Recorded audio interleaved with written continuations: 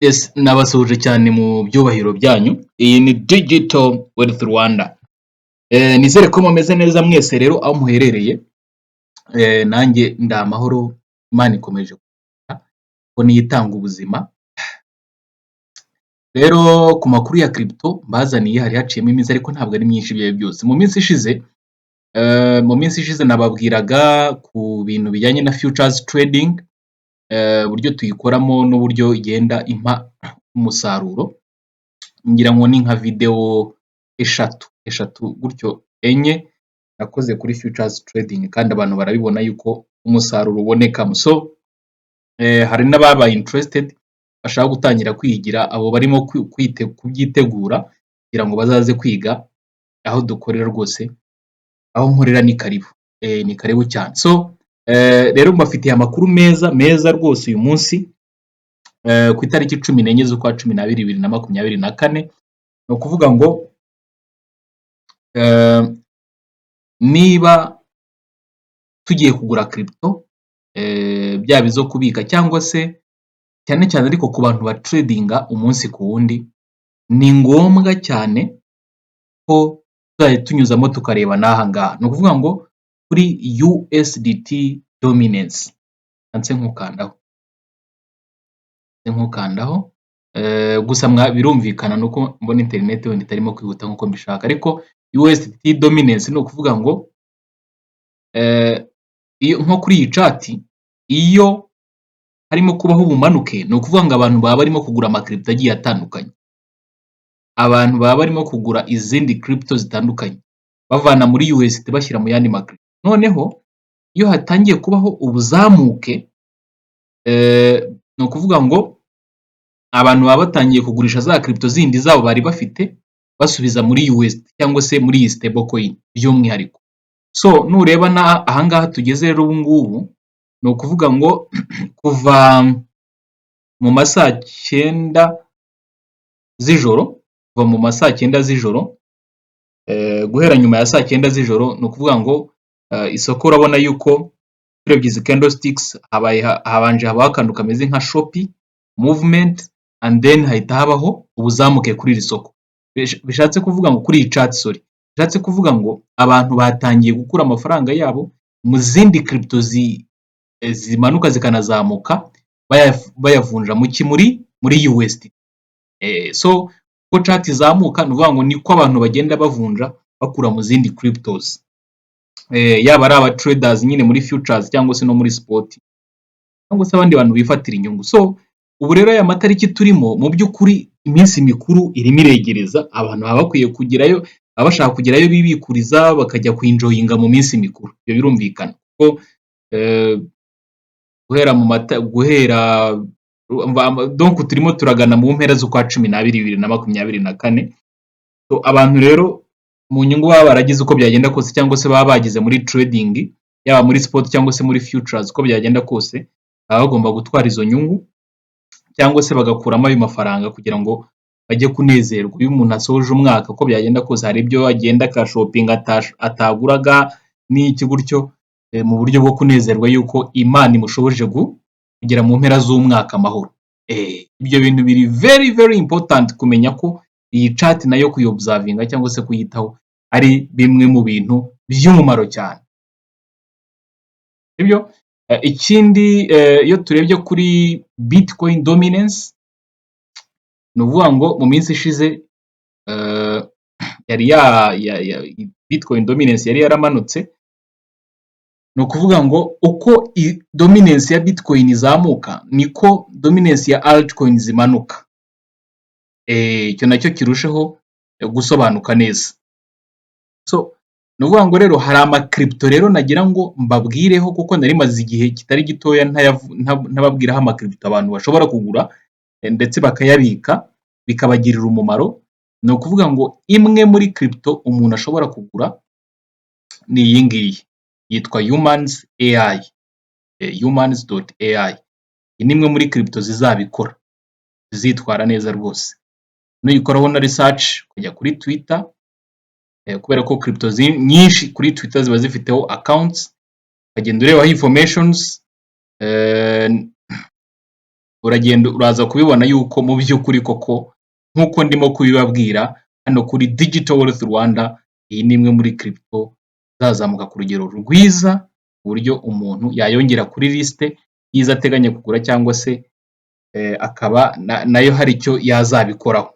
Ubwo turimo turareba abantu hano tuba turimo ubwo tuba twibanze cyane cyane ku muntu urimo gushaka kuzamura ubutunzi bwe muri long term, apana mu gahe gato, turimo turibanda no ku by'igihe kirekire kandi nabyo ni ngombwa kubera yuko tuba tugomba kugenda tudiversifyinga tukavuga ibintu byakwinjiriza umuntu ku munsi cyangwa se iminsi mike, ariko n'iby'igihe kirekire nabyo ni ngombwa cyane cyane yuko tuba twagumye muri iki gisata n'ubundi turimo, ntabwo tuba twagisohotsemo.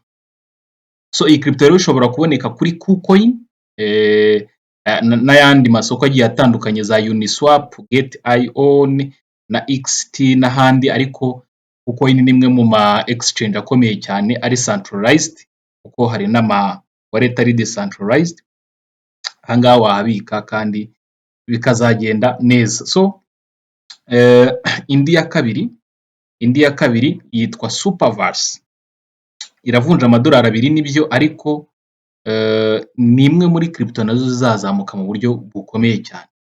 So nk'uko bigaragara yo no kuri Binance irahaboneka, no kuri Coinbase y'Abanyamerika irahaboneka n'andi masoko agiye akomeye, ariko abakurikira Digital Wealth Rwanda ntekereza ko haba harimo n'abafite uburyo buri hejuru, haba harimo n'abafite uburyo buri hejuru uko byagenda kose.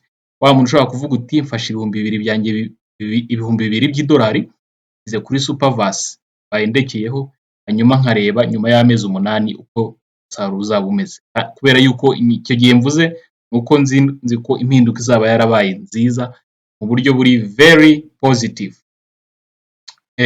kuko cyane cyane abantu bari nko muri Canada, muri Amerika n'ahandi hatandukanye, yewe no mu Rwanda harimo abantu bifitiye ikofi bameze neza kandi bemera yuko cryptocurrency ari inzira umuntu ashobora kunyuramo agakora investment kandi umusaruro ukazarushaho kuba mwiza. So crypto nk'uko umuyobozi wacu twubaha Rwangombwa, umuyobozi wa Beneri yabivuze, ziri very volatile, nibyo rwose nanjye ubikurikirana umunsi ku wundi, ziri very volatile. Ni ukuvuga ngo ngewe ndi umuhamya yuko hari nk'iyo nashyizeho amadolari 500, nyuma y'igihe runaka ngiye kureba nsanga yabaye amadolari 80. Ubwo rero umuntu ufite umutima woroshye ashobora guhita avuga ati yewe we mbega ibintu bya fake we.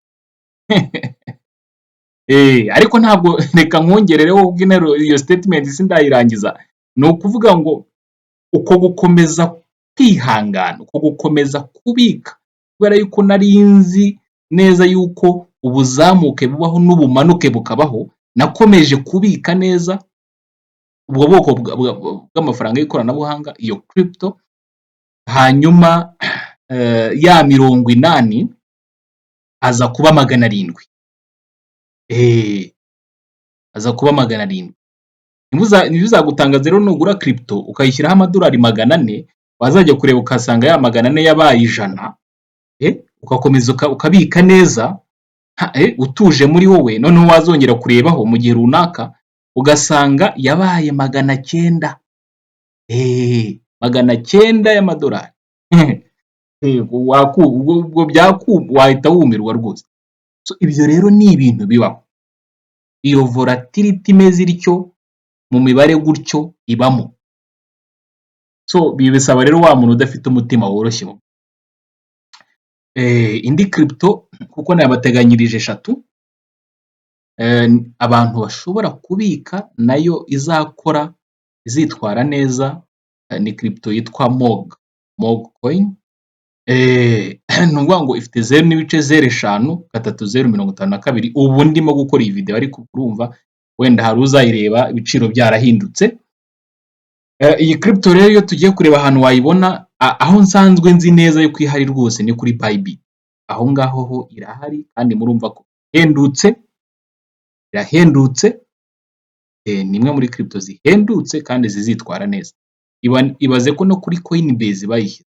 Coinbase ubundi ni exchange cyangwa se ni isoko ry'abanyamerika ribikwaho ama cryptocurrencies ariko rikomeye ku rugero ruri hejuru. Rikomeye ku rugero ruri hejuru. Urabona ko no kuri Bitgate yamamazwa na Messi, cyamamare muri football. Bitgate iyo ugiyeho rwose uhita umubonaho. Urabona ko nayo ushobora kuhasanga ubwoko bw'iyi crypto yitwa MOG.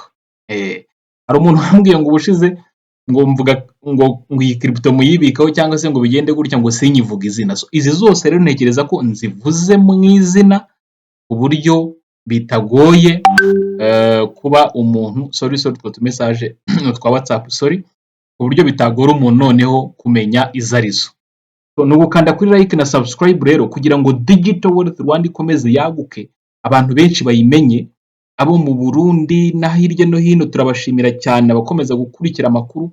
Mujye mukora share. Nukanda kuri like na subscribe ujye wihangana wigomwe kuko nta kintu byangiza, nta kintu bibahungabanyaho, mukore na share.